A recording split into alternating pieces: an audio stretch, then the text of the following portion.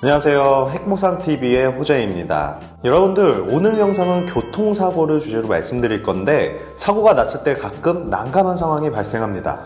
과실비율? 휴업손해? 이런 금액을 말하는 것이 아니라 상대방이 책임보험만 가입되어 있을 때 생깁니다. 특히나 종합보험을 가입하기 힘든 오토바이, 이륜차 사고일 때 많이 보이고요. 보험은 보험인데 앞에 책임이 붙어 책임보험이죠.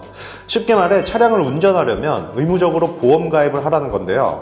이 자동차 보험이라는 게 교통사고를 내거나 사고를 당했을 때 자동차 보험에 가입이 되어 있다면 신체 피해에 대해서 보상을 해주거든요.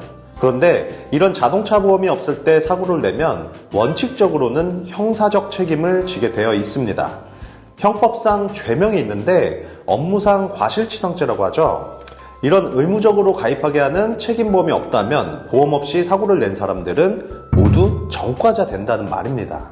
그래서 나라에서 의무적으로 차량 운전자에게 보험을 강제로 가입하게 해서 중과실로 사람을 다치게 한 게 아니라면 형사적으로는 책임을 면제해주고 가입한 보험회사에서 민사적 손해를 책임한도 내에서 피해자에게 보상하게끔 해주는 제도를 마련한 거죠.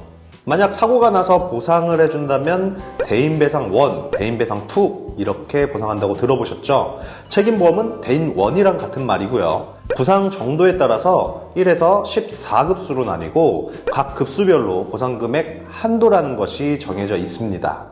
대인 2는 보상 한도가 무한으로 되어 있기 때문에 대인 1, 즉 책임보험은 보상 범위가 좁습니다. 예를 들어 상대방이 책임보험만 있을 때 피해자가 팔다리에 타박상으로 2주 진단 받으셨다면 부상급수는 14급에 해당되고 50만원이라는 한도 내에서만 보상이 가능하고요. 척수 손상을 동반한 척추골절이라든가 뇌손상이 심한 부상을 입으셨다면 부상급수는 1급에 해당되고 3천만원이라는 한도 내에서 보상이 됩니다. 이 한도 내에서 보상한다라는 말이 중요한데 대인배상2처럼 치료 관계비를 제외한 위자료, 휴업손해, 향후처리비 등을 따로 측정해서 합의금으로 주는 것이 아니고요. 급수 한도 내에서 치료비까지 포함한 비용을 계산을 한 겁니다. 구체적으로 보면 허리 염자로 부상급수는 12급을 받으셨는데 한 일주일 정도 입원하고 정밀검사까지 받으셨다고 하면 병원비로만 120만원이라는 보상 한도를 모두 사용했을 수도 있다는 것입니다. 결국 위자료나 휴업손해 전혀 받지 못하는 겁니다. 대인배상2와 비교를 해보면요. 일단 대인배상2는 한도 없이 무한대로 보상을 해주는데요. 극단적으로 가정해보자면 2주 진단, 허리 염자를 치료받더라도 본인 소득이 엄청나게 높던가 하면 부상급수와는 상관없이 휴업손해를 포함한 합의금이 몇 천만 원도 될 수 있다는 거죠. 그럼 장애가 남는 큰 사고의 경우에는요? 라고 물으실 수 있는데 부상급수처럼 장애급수가 따로 있습니다. 후유장애급수는 1급 1억 5천에서 14급 1천만원까지 있습니다.